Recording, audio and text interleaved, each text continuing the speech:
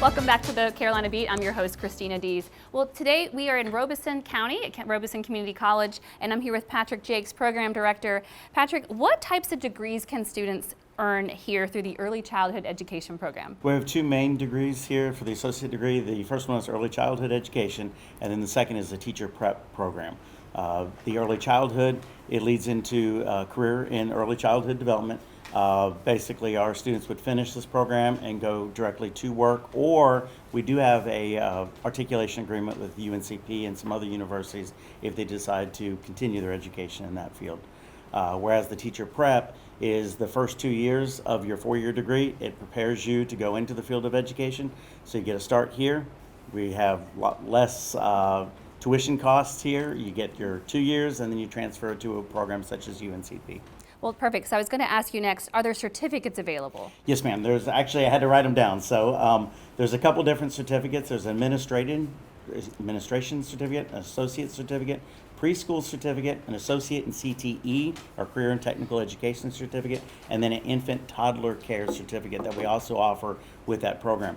And what's good about our certificates is they are also included in our program. So if you complete the 2 years, you're also receiving those certificates. So it sounds like there's a lot going on here. Can students earn just a degree or a certificate completely online, or do you have to come in person?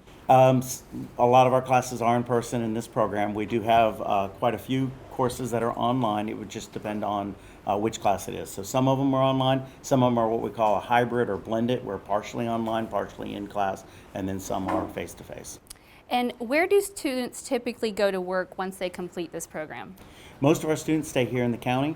They'll work for one of our, if it's early childhood, they'll work for one of our daycare centers in our area, whether it's in Pembroke or Lumberton or Fairmont or all the way up to St. Paul's.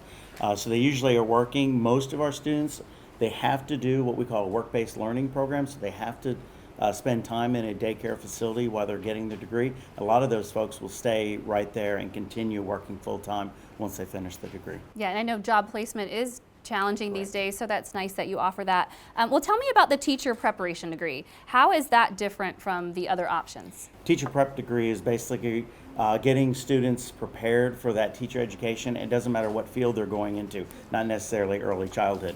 So you come here, you get your basic courses, your education courses, and then you would develop your skills in your primary area of study at one of the four-year universities that you transfer to.